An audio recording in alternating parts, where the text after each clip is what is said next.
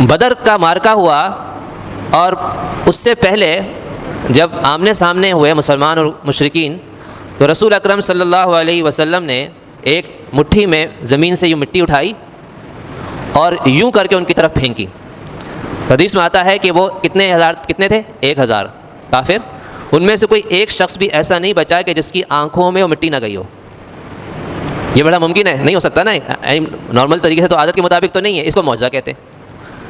ہر آدمی کی دونوں آنکھوں میں یعنی 2000 آنکھوں میں وہ ایک مٹھی مٹی کی چلی گئی. آپ نے فرمایا شاہت الوجوہ، یہ چہرے رسوا ہوں اور اپنی آنکھیں مل رہے ہیں وہ لوگ. اور اس کے بعد لڑائی شروع ہو گئی. اللہ تعالیٰ نے قرآن پاک میں اسی معجزے کو ذکر کیا ہے. فرمایا کہ وما رمیت اذ رمیت ولکن اللہ رما، کہ اس موقع پر وما رمیت، جو آپ نے مٹی پھینکی ہے، اذ رمیت ما رمیت، وہ آپ نے نہیں پھینکی، ولکن اللہ رما، وہ اللہ نے پھینکی ہے. یعنی آپ نے تو صرف یوں پھینکی ہے، اس کو پہنچانے والا اللہ تعالیٰ ہے.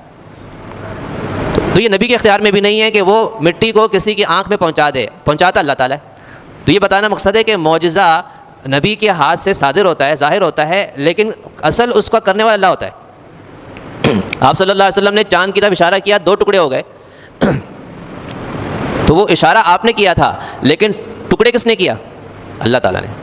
اللہ تعالیٰ نے اس کے 2 ٹکڑے کر دیے، ایک بالکل اس طرف مشرق کی طرف، ایک مغرب کی طرف، 2 الگ الگ، ایسے نہیں کہ تھوڑا سا ہٹا ہو، ایک بالکل اس طرف نیچے آ گیا، ایک اس طرف نیچے آ گیا، 2 ٹکڑے ہو گئے. بعد میں پھر وہ آپس میں جڑ گئے. اور یہ کوئی نظروں کا دھوکہ بھی نہیں تھا، کیونکہ تاریخ فرشتہ اس میں واقعہ لکھا ہے. اور حضرت مفتی شفیع صاحب رحمۃ اللہ علیہ نے معارف القرآن میں بھی لکھا ہے کہ یہ جو معجزہ ہوا ہے تو وہاں سے کئی ہزار میل دور انڈیا کے ساؤتھ میں ملبار میں وہاں کا جو ہندو بادشاہ تھا اس نے وہاں سے دیکھا تھا.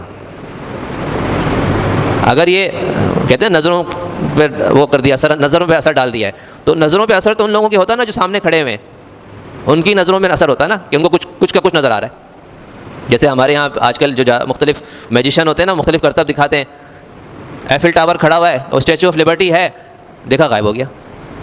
اسٹیچو آف لبرٹی جو نیو یارک کا مشہور اسٹیچو ہے، تو وہ میجیشین نے اس نے کیا کیا؟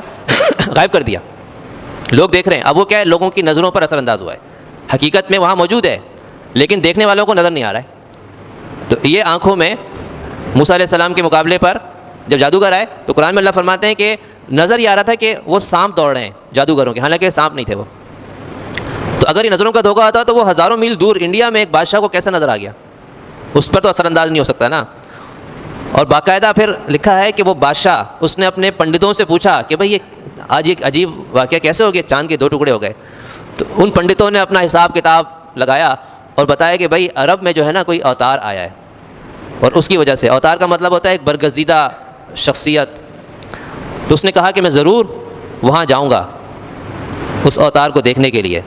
تو وہ انڈیا کا بادشاہ وہاں انڈیا سے چلا ہے اور باقاعدہ وہ مکہ پہنچا ہے.